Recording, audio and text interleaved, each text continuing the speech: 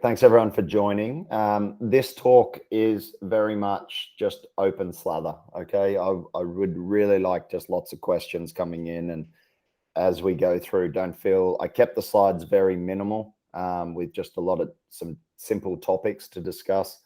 I think we just try and get through as much practical sort of elements and questions you've got about the postseason and sort of how that can really be used to set yourself up for next year. So let's get into it. As we just were touching on, winter is coming for you guys, everyone in the Northern Hemisphere, and I think it's something to think about because obviously, if you are training and your volume of training in endurance exercise, if you're doing that over winter months, then the chance of an upper respiratory chest infection is going to be increased. So it is really important that you think about that and how to maximize probably your immunity as much as anything when you're coming into those winter months. So one thing which is at the bottom there is your bloods. So I would certainly recommend that you all get your vitamin D levels checked. Not just because of, well, mainly because after October in the Northern Hemisphere, the sunlight, the wavelength of the sunlight won't produce any vitamin D in you. You're also going to be indoors pretty much all the time, so you're not going to get that. And then depending on your ethnicity, so Steve, I don't know if you've ever had a vitamin D test, but we know that through population-based studies that if you're a black, you are going to be much lower with vitamin D than say a white Caucasian. So it's something to really think about in terms of your vitamin D status. I mean, it relates primarily to bone, but it is going to relate to tendon and muscle function. And then more recently, you've probably seen some of the correlations between COVID and immune function with lower levels of vitamin D. So I would just say at least get that marker checked by your GP. And I mean, I'd do a full panel, to be fair, at the start of your postseason and just check where you're at so that you don't get to the start of the race season and then think about, oh shit, now I've got to do something about it. You're much better off going through that off season or that postseason period, at least with health in the best period of time. Does anyone have any questions about that in terms of that would be the main thing in terms of bloods that I would look at, certainly over winter. Obviously, I think for any female athletes out there, you should certainly be looking at your iron panel. It's not just for women, but in particular women. I think a lot of them tend to be anemic, unfortunately, especially with endurance. But I am seeing more and more male endurance athletes with suboptimal iron levels. So ferritin being your store of iron in the body, they're usually really low, but you just need to make sure that your doctor is getting, the TIBC and your serum iron and your ferritin level all checked at the same time. And it can have a huge impact on your energy levels and your performance. So I'd certainly get that done, including the panel, along with just a full blood count and full biochemistry. So yeah, get that. I mean, you can do it through your insurance companies. A lot of them will cover this, especially in that panel. And if you need that panel sent to you, get that done. If you want to log it in Inside Tracker just for visibility, then do that. It just makes it a lot easier to view. And for all you guys and girls, I think you should be just getting it done at least every 6 months as a minimum. So I would look at getting one done at the start of this postseason period. Therefore, that if you've got things to work on, if iron levels are suboptimal, vitamin D, it gives you the period to get them to optimal so that when you start racing, you're in good stead. So I would do that. If you've never had an RMR, so a resting metabolic rate or a VO2 test, I think it's a great time to get it done in the postseason because, it's going to give you a much better understanding of what your caloric intake requirements are going to be and how that will match up to what I'm prescribing you. And then we can have that discussion and say, hey, look, my RMR is 1,700 calories. I mean, we saw with one of the athletes who was a 1-to-1 and now he's on autopilot. His RMR is actually crazy high. Like I've never seen anything as high. And so we've had to adjust his caloric intake as a result of that. So it can impact the fuel that I'm providing to you. So I think it's a really interesting process to go through. And again, I'm not sure how many of you actually have had an RMR done, but um, it's a good experience. I think it gives you a really good insight into what fuel you're using at rest, how much fuel you're using at rest, and then sort of adjusting based around that. And some of the people out there who go, oh, I've got a really high metabolic rate, and then they get tested and it's like 1600 or 1500 calories, and they're like, oh. And then it comes down to a bit of a psychological, there's a fair bit of psychology then of what actually is required and how to deal with hunger in order to sometimes meet if your overriding goal is going to be weight loss or fat loss. Candy, were you saying something there? No, okay. I was saying to myself that mine was like 1,030 or something like that. There you go, like 1,030 as a maintenance level. Now, obviously, you hear that number and that's actually really low.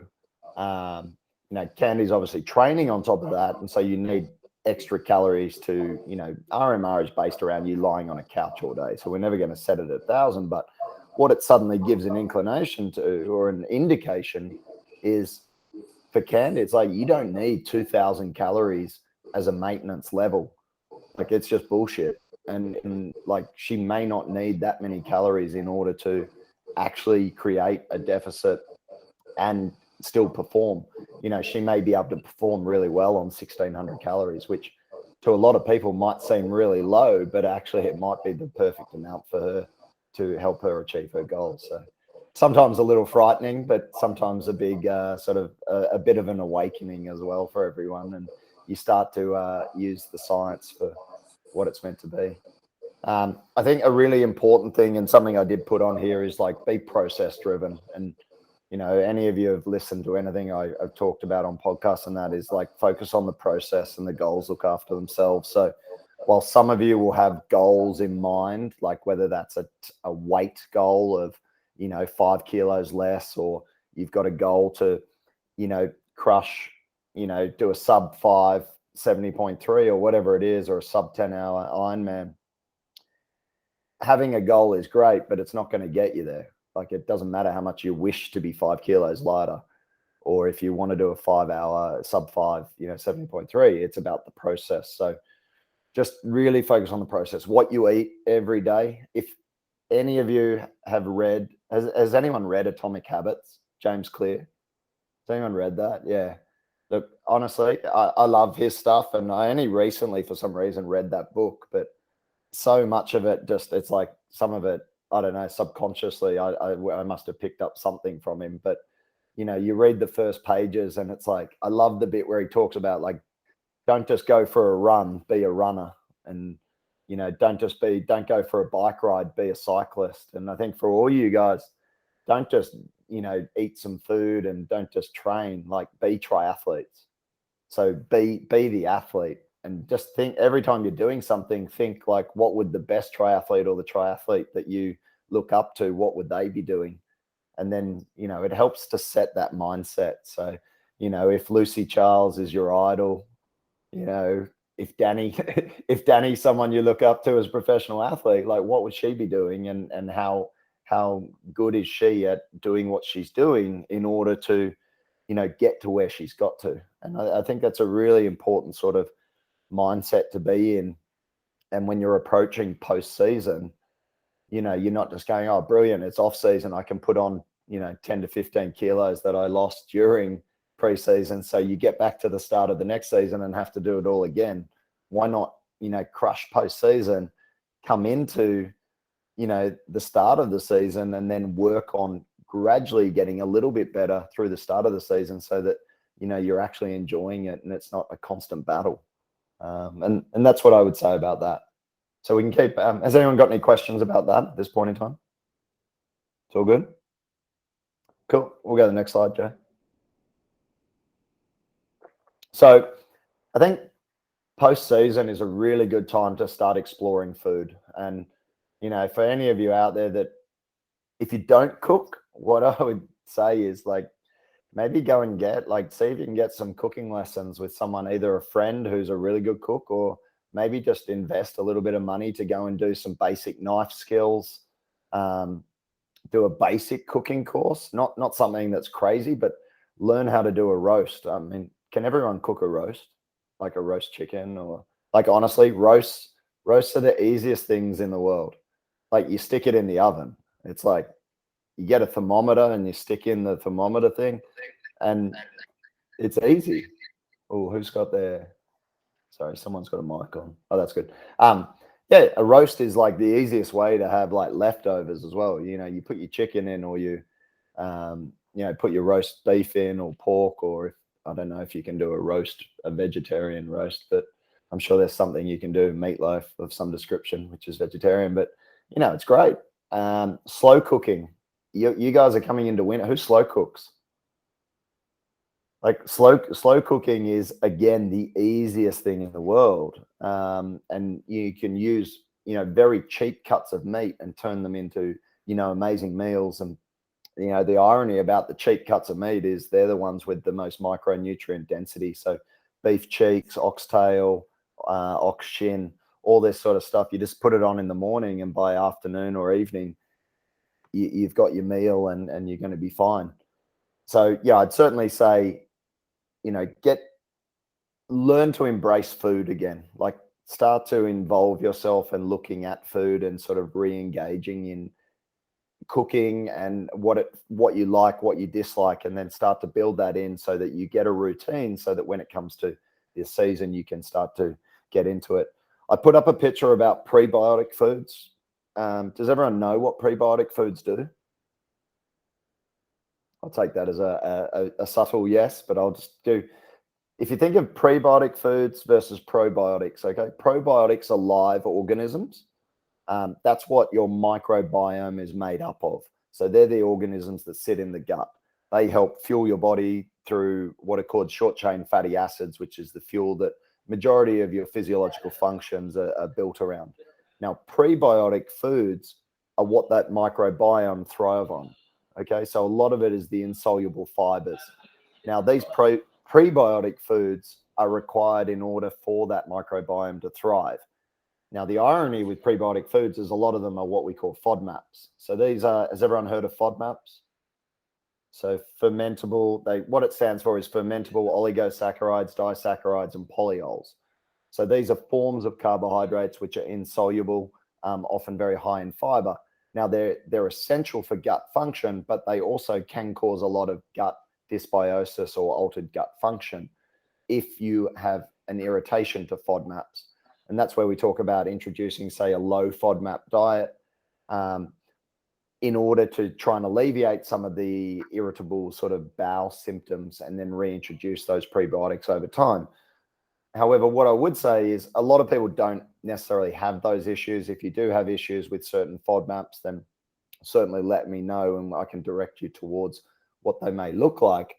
But what I would say is, in this off season, try and get your gut function as good as you can, because we know that improved gut function also relates to improved immune function. So using foods like for instance, garlic, artichoke, inulin, they're probably the primary types of prebiotic foods.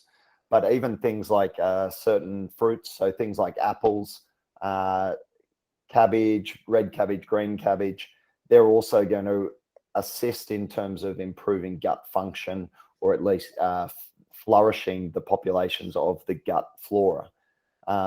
What you just need to remember is that, as I said, some of those FODMAPs can cause gut issues. So I would say explore them. There's a really good app called the Monash University FODMAP app. And if you do, it breaks it down very similar in terms of a traffic light system, in terms of amounts of those FODMAPs in certain foods.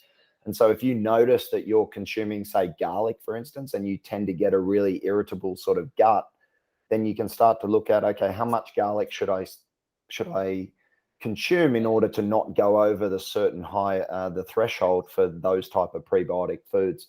And then you can start sort of dosing yourself with that, and actually train the gut, much like what you've done with carbohydrates. You can train the gut to actually get stronger and stronger in dealing with these types of carbohydrates, and actually ultimately improve your gut function. So it is certainly something that I would say have a play around with and see how much of that sort of insoluble fiber you consume. I think the recommended amount of fiber per day is around 24 grams of fiber, and I can tell you now, not many people hit that amount. And that's, you see all the time. I'm encouraging you to eat as much vegetables and salad, like 100 grams of leafy greens as often as possible, and trying to get that total fiber content up is going to act as prebiotics for the microbiome. Does anyone have any questions relating to that? It's all right. Okay. Then the other thing I put in there is fasting. Look, I think the off season is a good time if you want to have a look at fasting. It's probably as good a time as any if you're going to explore it. The 16-8 time restricted feeding or 24-hour fast. If you are going to do a 24-hour fast, try and work it in with a circadian rhythm. So start it at 3 o'clock in the afternoon, finish it at 3 o'clock in the afternoon. If you are going to do that, obviously it's going to impact training. So if you've got a morning training session and you've been fasting from 3 o'clock in the afternoon all the way through to 3 o'clock the next day, your training's probably going to suck.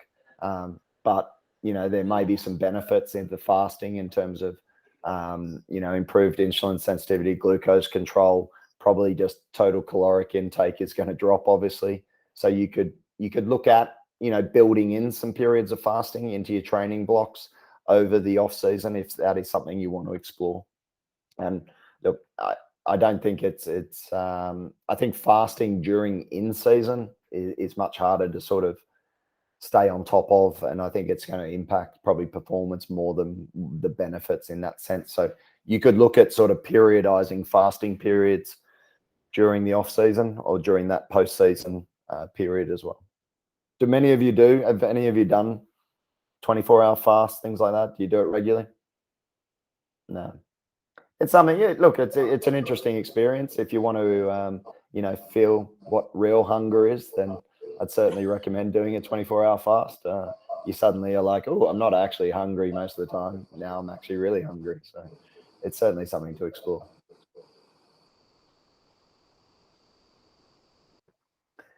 So probably the next thing, I've read that fasting isn't a good idea for female athletes. Yeah, Catherine, look, depends where you read, I guess. Look, periods of no food, if you're training really heavily as a female, certainly I wouldn't recommend it. I think fasting periods, if you're just talking about day to day, there's certainly no evidence to say that it's not going to be of benefit to a female. I think it's context specific as well. If you're a female athlete and you're doing high volume, high intensity training, then I certainly wouldn't recommend, doing extended periods of fasting. I think fasting here or there, if you were going to do it, it's not going to impact you in any massive way, but you sort of then have to say, well, why are you fasting? And I guess it comes down to why you would want to do the fasting. Would you have any particular reason why you'd want to do fasting? No, I actually really don't. I love to eat. So Perfect. I'm happy to not, and especially just reading about, I think it was like Stacey Sims is the one who publishes on it. I'm like, oh well, knock that one off my list. Yeah, I mean, look, Stacey obviously has her approach with female athletes, and every female needs to be fueled to the eyeballs, apparently, according to the data. But I don't necessarily think that's always the case. I think it's, again, individualized. I think if a female athlete is overweight and thinks that they're going to be losing weight by eating a lot of food before a session that doesn't require food, then I would sort of argue that there's a little bit of science lost in translation there.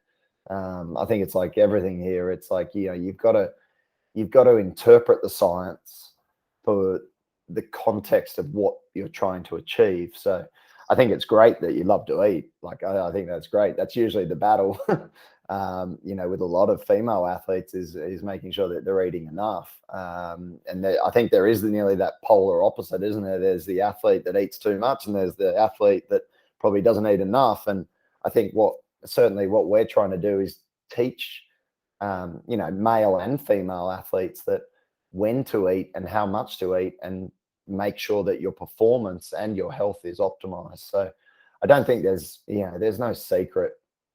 Yeah, I just think a little bit of it is overplayed. I think it's all, depending on your goals is really going to determine how much food you need. And as long as you're not in a severe caloric deficit all the time, because that is going to impact, performance, but also health, then I think you're fine. I think the off season, I put, I don't know, does anyone, I've obviously got a Game of Thrones theme to this presentation because that's the mountain. I don't know if you've ever watched the YouTube video of him breaking the world record on deadlifting. I'm not expecting any of you to do that, but how many of you deadlift? 1, 2, 3, 4. Good. How heavy do you go? How many reps? 5s, 5s, 8s. 8s is too many in season, definitely, if you're lifting heavy. When you read, there's always going to be a period of time. If you need to put on muscle in the off season is when to do it.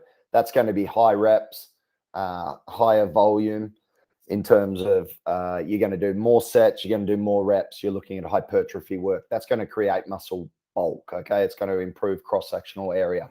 If you are a weak athlete, then you need to probably put on some muscle. That muscle needs to be strong muscle. So as you transition, like nutrition, you're going to periodize training, you periodize your bike, you periodize your run, you can periodize weight training. So, if you've got a strength trainer out there, if you don't, I can link you in with a good strength and conditioning trainer who works with a lot of the athletes that we work with on the Fuel and program. But, getting into reps and sets in season where you're actually lifting heavy and, you're talking somewhere between 3 and 5 reps, maybe 4 or 5 sets, but you're actually, goals of 2 times body weight for your deadlift is certainly a minimal goal you should be hitting for a deadlift. And I don't know, does anyone get anywhere near those numbers for like a 1 or a 3 RM? Would you be able to deadlift your body twice your body weight? No. And it seems daunting, but it's actually very achievable. And you look at the literature on strength training and endurance athletes, and it all matches up with that. It's high intensity, low reps. So it's not necessarily muscle fatiguing. You just build strength. But, and to Mike's point, you worry about injury. It's not going to happen over like immediately, Mike. I wouldn't expect you, like, what do you weigh at the moment? Don't want to admit it. What do you weigh? Yeah, but you've lost lots of weight as well, Mike. So, yeah, that's something to be proud of. Yeah, my doctor was pretty happy when he saw me last week. So that was that's good. Cool. So what are you weighing at the moment? What's your like 217. Okay. So yeah, Mike's goal on a deadlift should be around, that 200 mark. Which is, it's solid, isn't it? 200 kilo deadlift is big. Would he ever get there? Maybe not, but at least it's a goal. And if you follow that process of incremental gains in the gym, you get there eventually. And his point about I'm worried about injury, Danny can probably attest to this. Like, strength training is what's going to prevent you from getting injured. It's so important, from hip strength to hamstring strength to, upper body strength and core strength. It's going to reduce injuries. And we can look at, multitude of longitudinal studies where they look at, strength training in endurance athletes, and those who lift have less occurrence of injuries. So it's certainly something I would, consider. And if you're not weights training, especially female athletes, certainly get in there, lift some tin.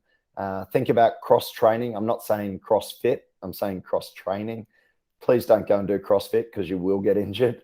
I certainly wouldn't say go and do that. Fine, if you want to do a 10-minute finisher at the end, which involves some kettlebell swings and some bear crawls and some crazy chin-ups, fine, but don't make your whole session that.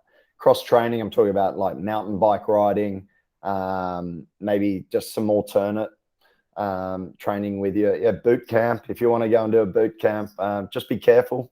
I think boot camps can get a little bit CrossFitty sometimes, and suddenly you're carrying, logs and running up sand dunes, and that can cause injuries as well. So I like structure. I think anytime you work with a really good, there's a difference between a personal trainer and a strength and conditioning coach, in that the strength and conditioning coach will have a plan.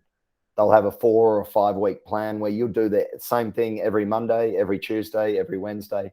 That's just the structure. You go to any professional sporting team, that's what they do. It's a little bit boring. You might think, oh, wow, they don't really mix it up that much. But that's what creates progressive overload, and that's what gets you stronger. It's no different from riding your bike. You don't try and do crazy stuff on your bike or on your run every day. It's no different from being in the gym. So I would certainly have a chat with your coach. Feel free to reach out to me if you want links into good quality strength and conditioning coaches who can help you out if that is something that's of a concern. Does everyone lift weights at the moment? Yeah. Try. If you don't, I certainly recommend it. From a body composition standpoint as well, if this off season is going to be your off season to improve body comp, then lifting weights, probably higher reps at this point in time with some high intensity interval training, so hits and things like that, in a controlled manner is certainly a very effective way of getting body comp down, maybe resetting the fire inside you to come off, the long bike, the long, low intensity sort of stuff, reduce total volume, but increase intensity and actually, create meaningful change in the body comp as well. So something to think about. What else? What's the next one, Jay? Oh, supplements. Everyone's favorite topic. I had a client the other day. We looked at his blood tests and I saw his testosterone levels, which were borderline illegal. And I asked whether he was taking a testosterone supplement because he was in the over 50s category. He said no, he wasn't.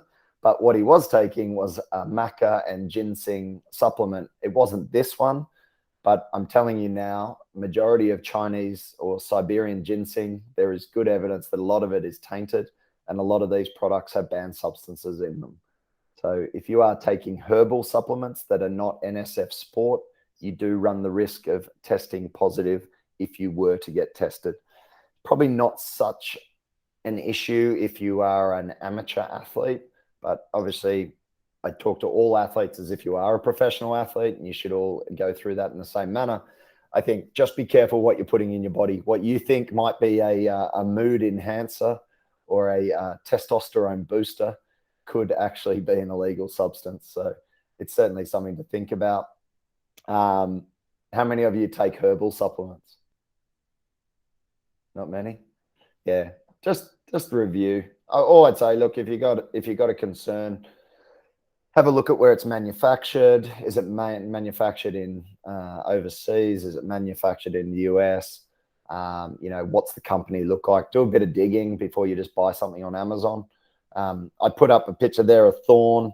Thorne's very good. They do NSF Sport. I love True Protein because I used to work there and they make all their own supplements.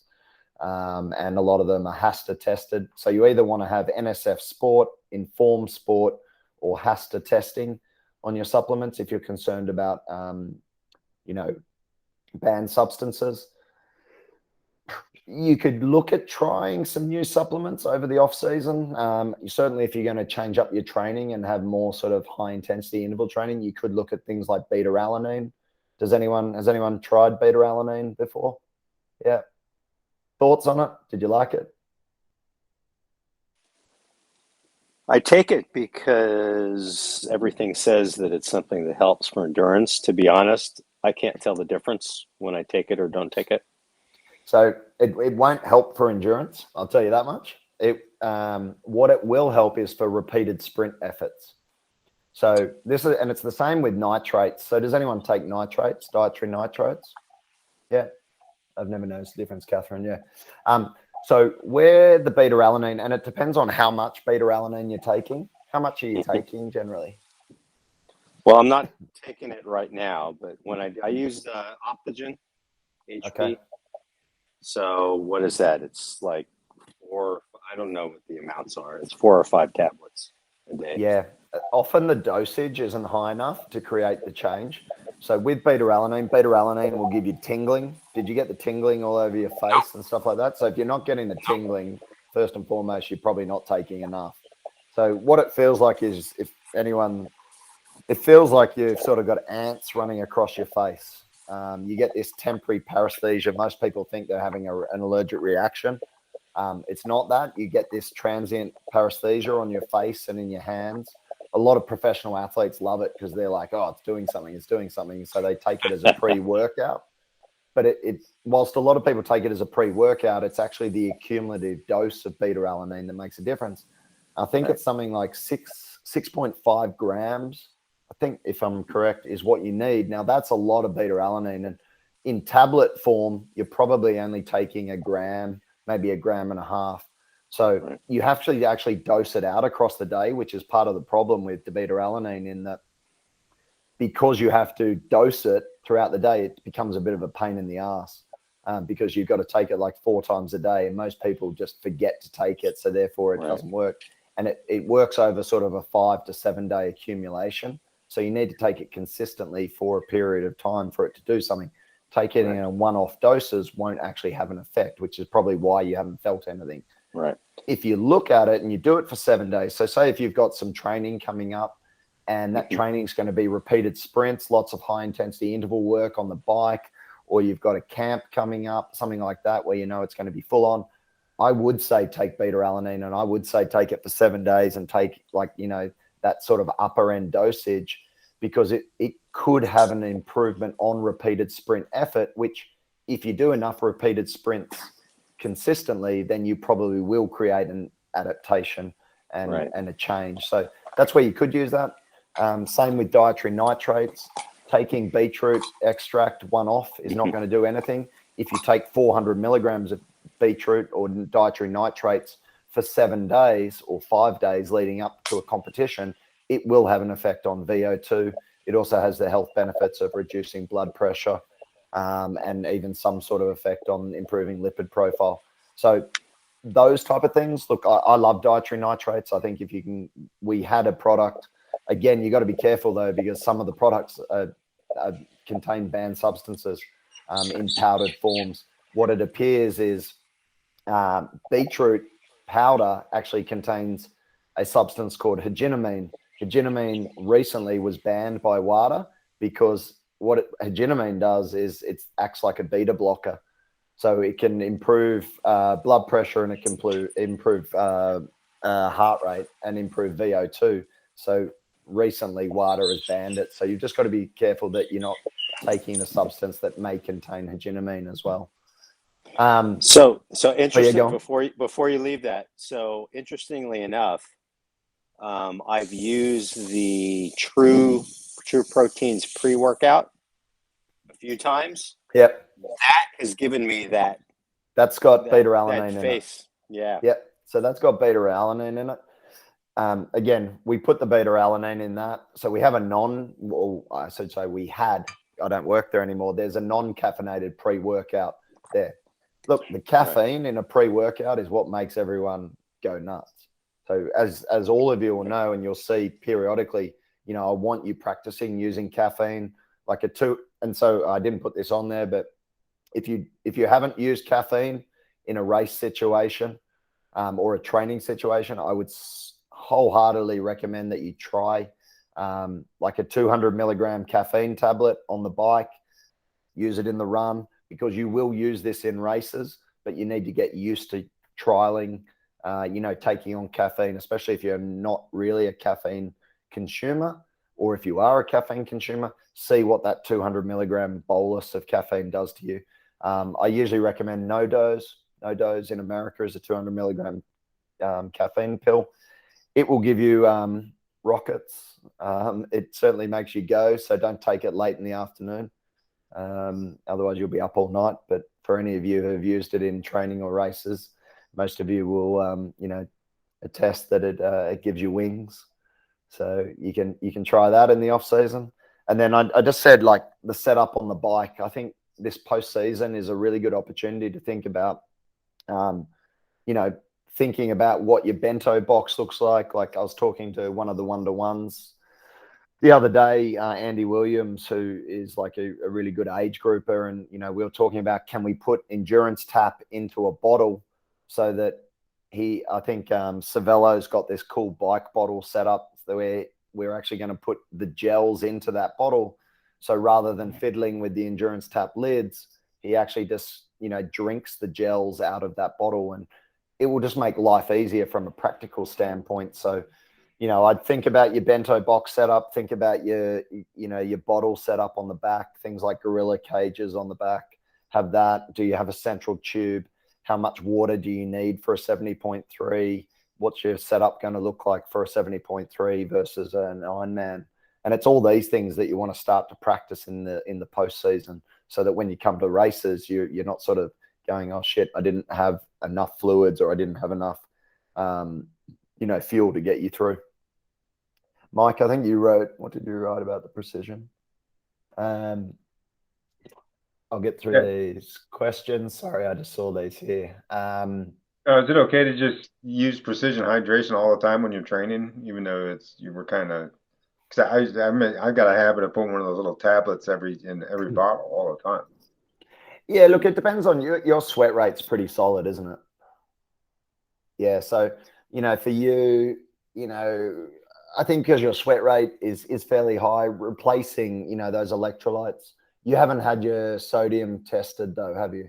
You haven't been able to do that. I think if you could get that done at a site, just go on the Precision Hydration website and find out the closest testing unit to you. And I'd recommend that to everyone. Get your sweat tested, because then what it tells you, you're being a bit more precise with what you're drinking. You don't need an electrolyte every single session. I think balance that out. What I don't want you doing, and again, I don't know what your sodium looked like on your last blood test, Mike, but obviously we don't want to see sodium go through the roof, because that's going to have implications on blood pressure. So just be smart about that. Look, don't be afraid of just having water. Certainly if that session's less than 60 minutes, I would just be having water, unless you're specifically training to test, the electrolytes and stuff like that. So, but certainly one of those 500 mil, the 500 tablets, one of those has 250 milligrams of sodium in it. It's not going to be a problem. Just don't pop 2 of the 1500s every single day, because otherwise you're getting a lot of sodium, and you certainly don't need that. So, blocks with caffeine. I was talking about this the other day. One thing I do know working in a supplements company is that I think what you think you're getting is not always what you actually are getting. There's a lot of hit and miss in supplements companies. And if it says 100 milligrams in a gel or something like that, I don't think it always is. It could have 200 milligrams. It could have 0. It could have 50, whatever. At least with a caffeine pill, that pill is what it is. Like, it's caffeine. And if you're buying from a reputable company, it should be there or thereabouts 200 milligrams of caffeine. So I would say, I think you're better off having caffeine in particular as a pure caffeine form and taking that as a bolus. We know that 200 milligrams of caffeine certainly has a much better physiological effect. Obviously, if you're a very small female or male and you don't drink coffee a lot, maybe split the tablet in half and have 100 milligrams. But I would take it in tablet form as opposed to gels and blocks with caffeine. I would just keep them as a carbohydrate source. We'll move on unless anyone's got any questions from that. And then the last thing I thought was sleep. I think, the postseason's a really good opportunity, hopefully, for you to dial in sort of recovery and think about sleep. And, if you haven't read it, it's a good book. It will put you to sleep. Why We Sleep by Matthew Walker. It's pretty heavy on the science, but, I think what it really highlights is the importance for sleep. And something that could be discussed is, triathletes always train at like 5 a.m. Maybe it's an opportunity in the postseason for a period of time to maybe move your training to, mid-morning or midday, and doing some sessions there so that you get sort of, full 7.5 to 8.5 hours of sleep, and really maximize that. Sleep's going to have a huge impact on, not just recovery in terms of muscle function and that, but also in terms of brain function, but insulin sensitivity. You go on and on about, you can read the science in there about how important sleep is to, total well-being and health. So I certainly think, you should explore that. I put hygiene in there. So that relates to sleep hygiene. It's probably a perfect time to buy new sheets. Those sheets should be, 100% cotton. Don't have any sort of artificial, fibers in your sheets. Look at changing your sheets every week. Make it a habit, make it a routine that every Sunday you change your bedding, because that has an impact on sleep quality. And, I've talked about the Aura Ring before, but I think if there's one present you should give yourself for Christmas or encourage someone to buy you, I would get an Aura Ring. I think it's had certainly personally, it's had such a profound impact on my life in terms of sleep, and also like even from a nutrition standpoint, like alcohol, and how alcohol, like even 1 or 2 glasses of wine, negatively impacts my sleep. And that's had a huge impact on alcohol consumption. Not that I was drinking a lot, but certainly it's reduced it dramatically, to the point where I often don't drink at all, because it has such a negative impact on my sleep and my heart rate and my HRV. So if you do have one, then I would certainly say, explore that over time. Has everyone got an Aura Ring? Has anyone got one? They're fantastic. Oh yeah, Steve. I mean, do you love it? I think it's great. Yeah, I do. It's and all the reasons you said. And then someone just put it in the chat, Aura Ring versus Whoop. And because I'm a geek, I have both. And I find they're pretty consistent. So it's more about, how you want to wear it. And I think it's what do you gotta aesthetics. charge Hey? it. I think it's aesthetics. Like the cool thing about the Aura Ring is that you can wear it all day if you want, but you actually only need to wear it at night, and means you can take off all the other shit on your wrists. You can like not have a watch. And I don't know about you, but I wear a Garmin watch. There is no way I'm wearing another band on my other wrist as a Whoop. Like it's too much stuff going on. Yeah, there you go. Like Cameron's got them. I'm like, I don't know. I think the Whoop should just have a digital time in it, and then it would be cool. But for me, I think we used the Whoop when I was with Oracle Team USA. I personally didn't like it because it was very prescriptive. I think it's changed a bit, but it was very like the Garmin watch, where it was like, you shouldn't be training now for 36 hours or something like that. It's like, come on, I just did a high intensity interval session. I'm all right. I think I can train tomorrow. Like, whereas I think the Aura Ring, you sort of use that data and you can make your own inferences about it. So you can look at like things like alcohol and go, wow, it really did push my minimum heart rate up, or it flatlined my HRV. And then you see how that impacts, say, your training peaks or your Garmin data. And then you can start to make your own decisions, as opposed to being told, you need, 72 hours off because you pushed it a little bit hard. So, I think each to their own. See which one you like. For me, I like Aura. I don't have any affiliation with the company. I just think it's a pretty cool device.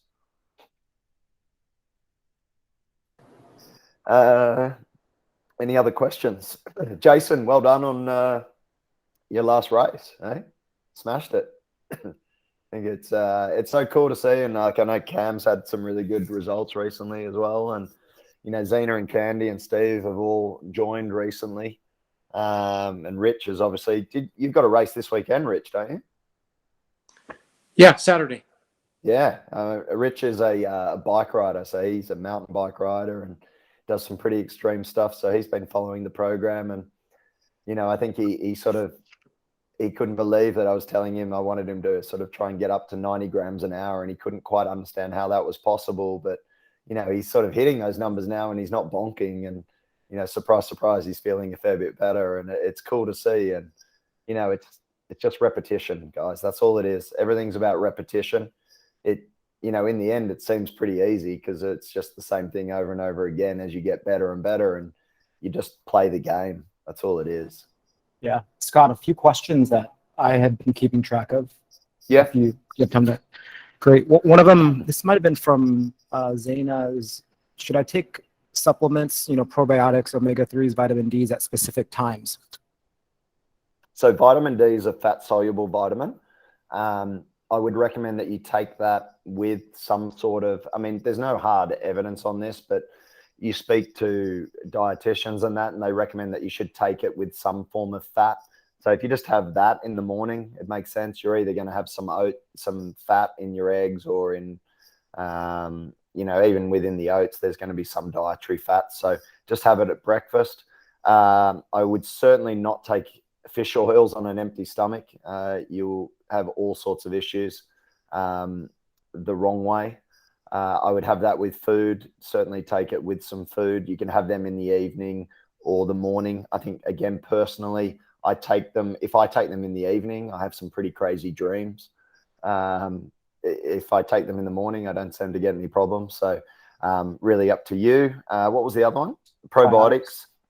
I would take the probiotics in the morning, and I would take that with, probably specifically with, if you're having oatmeal, then I think that's a really good time to have it. The oatmeal will act like a prebiotic. So I think that makes sense to have it at that time as well. And for all of you, I would take a course of probiotics over winter. The really cool thing about probiotics, when you look at, everyone talks about gut health and things like that, but when you look at the data on those athletes who are involved in high volume endurance training, those who took a course of probiotics over winter had less incidence of upper respiratory tract infections. So the only thing I'd say is look for multiple species. So something like 6 to 7 different species. Make sure that there's lactobacillus, acidophilus, and bifidobacterium as 3 species in there. Raminosus, and Reuteroi are 2 other species that you want to look for. Make sure it's 25 billion CFU, because that number of the total population will drop as the shelf life of the as the pill extends. So I would take that, and you only need to do a course. So I'd probably take it, for 4 to 8 weeks, probably 8-week course. So if you started at like 1st of December and finish sort of end of January, it's probably putting you in a really good position. Same for your vitamin D. If you haven't been tested, get tested. If you are anywhere, if you're under, let's say you're under 50, even 60, in endurance athletes, like high level athletes, you should have a number of around 75. So 75 milligrams per deciliter, I think, is the measurement for you guys. Most of you will be like 30 or 40, and your doctor will be like, yeah, everything's great. It's not fine for an athlete. Okay. You're trying to be optimal. So if you are anywhere around that 40 mark, you want to be taking 50,000 IU. So 10,000 IU Monday to Friday, take it with 150 micrograms of vitamin K2. The K2 just helps with the bioavailability. Look, I take vitamin D without the K2 a lot of the time, and my levels still stay really high. So I would do that for 8 weeks and then get retested. And it makes a difference. Like, that's all based on the stuff from Graham Close, who's a professor over in the UK. And he's done, if you just go on PubMed, type in Close, CLOSE, and vitamin D, and you'll see a million different publications by him and his group, and athletic performance with vitamin D. It's really good. Catherine, 20, there you go. So you're deficient. You're actually deficient. So, and they'll talk about mood. You guys are coming into, the nasty season of winter, and, incidences of SAD, so seasonal aversion disorder. I don't know if you know much about that, but, as the light gets less and less in the Northern Hemisphere, more and more people get this SAD, or seasonal aversion disorder, where mood can drop. If you have pre-existing mood disorders and you're deficient in vitamin D, then improving your vitamin D levels will actually improve your mood. If you don't have a mood disorder and you're deficient in vitamin D, taking vitamin D and getting it optimal isn't suddenly going to make you really happy. That's a really important point. So you're not going to suddenly feel amazing. But if you do have a mood disorder and you are deficient and you take vitamin D, more likely you're actually going to feel better about yourself, which is pretty cool. So certainly I would, even if you haven't been blood tested, I would be taking at least 5,000 IU a day for 5 days a week over winter, if you can't afford a blood test. So I would do that. What other questions you got, Joe? So I believe this one was from Steve about meal timing for dinner. Do you recommend a time to stop eating in the evenings for any health benefits or sleep? Yeah, look, so there's a couple of things here. Is certainly when I look at the research around timing of meals in the evening, you want to try and eat probably 2 hours before falling asleep. And anecdotally, if I eat earlier, I get a much better REM and a much better deep sleep on my aura. Steve, have you found the same thing if you eat earlier? Yep, absolutely. It's pretty crazy, actually. Like your improvement in REM, especially like that late morning sleep quality. If you, that's the other thing about. So yeah, I would certainly try and eat an hour and a half to 2 hours before.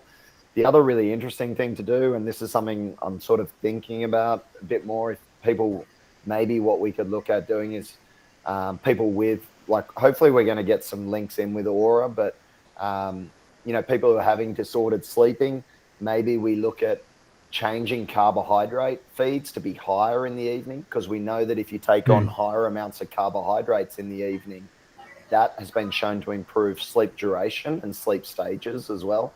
So this then sort of flips, like not having a high carbohydrate feed in the evening to keep you low for the session the next morning.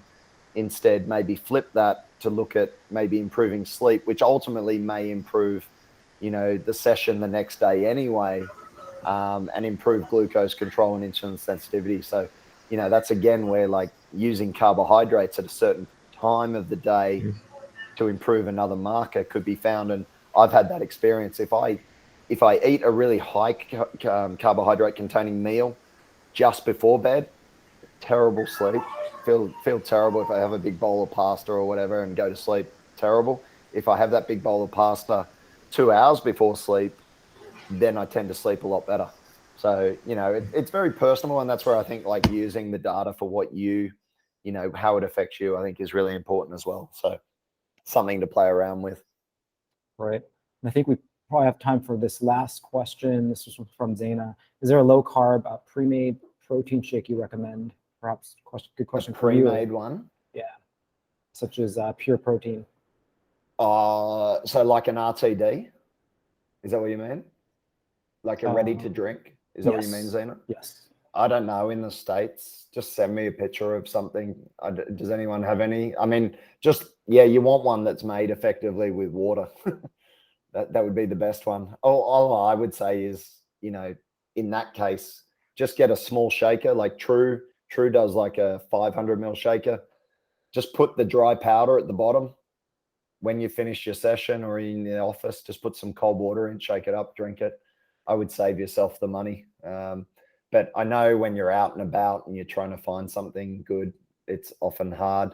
The other option is, and again, I'm talking about True, but they do individual sachets, which are pretty cool. You could just have them, obviously, as a female, you can put it in your handbag. I don't know what the guys are carrying, but maybe a little backpack or a man bag. You could just have one of those little sachets in there and use that for when you need. They're really good for traveling. So if you're traveling, you buy those sachets and then you just have them ready to go. I know like someone like Elliot's very organized. I also say just put them in Ziploc bags and label them Monday to Friday if you're going away. And that's a way of handling that as well. It comes down to organization and stuff like that, really. I do both. I use Premier Protein. That's simple if I just want to have it ready to drink. But I also Premier do the True Protein? Yeah, they Okay. sell it at Costco. Okay, there you go. And it's low carb but high protein. It's 30 grams of protein. But Yeah, I do perfect. the True. I drew True as well. So it just depends on the mood I'm in, whether I'm Yeah. lazy or not. I think there's so many, there are a lot of low carb, high protein options these days. All I'd say is look at the back, look at the ingredients list. The best one is going to be the one that only has whey protein concentrate or whey protein isolate, and then minimal amounts of crap in there. So just look at like how much sunflower oil or vegetable oils they've got in there. Soy lecithin.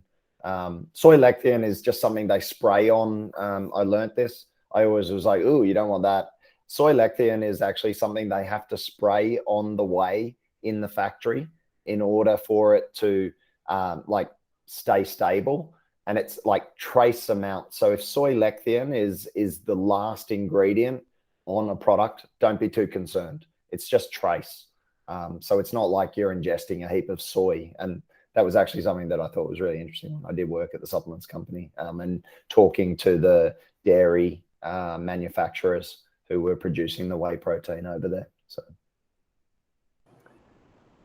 cool. Great. Okay. I've actually got to jump on another call, but Yeah. that was really fun, guys. That was a really, I hope you got a lot out of that. I know I talk very quickly with a very weird accent, but hopefully you got a lot out of it. And you know, all I'd say is just, you know, ask questions. The more questions you ask and send through. Is that Colin? G'day, mate. How you doing? Colin. Good, how you doing, Colin's Scott? Colin's an athlete who went through the whole thing, and you know, I can tell you now he's a machine. He just, what did you just did an Ironman recently? Yeah, I just wrapped up Wisconsin. And you did your PB, was it? PR?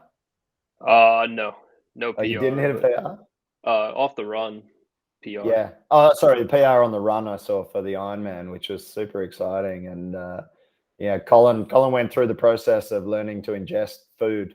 I mean, you know, he was eating what at one point you were like 4,000 calories a day because Yeah, he was just trying to 42. put on weight. Whew. He had the advantage of trying to put on weight, and you know, the amount of food he was having to eat and get into him and learn to do that. And then also in the race and training, like, you know, learning to consume huge amounts of carbohydrates and then coping with it. But yeah, really cool to see. Great. It's cool, man. Awesome, guys. Well, look, just reach out with any questions. We'll probably send a little form just for feedback on this talk, and, you know, get more topics and more things you want to just learn about and talk about. You know, they don't all have to go for as long as this. They can go for shorter. You know, we can do 15-minute, 30-minute ones and go from there. Awesome. All right. Okay. Thanks, Scott. Thanks, everyone. Thanks, everyone. Chat to you soon. Bye. Bye.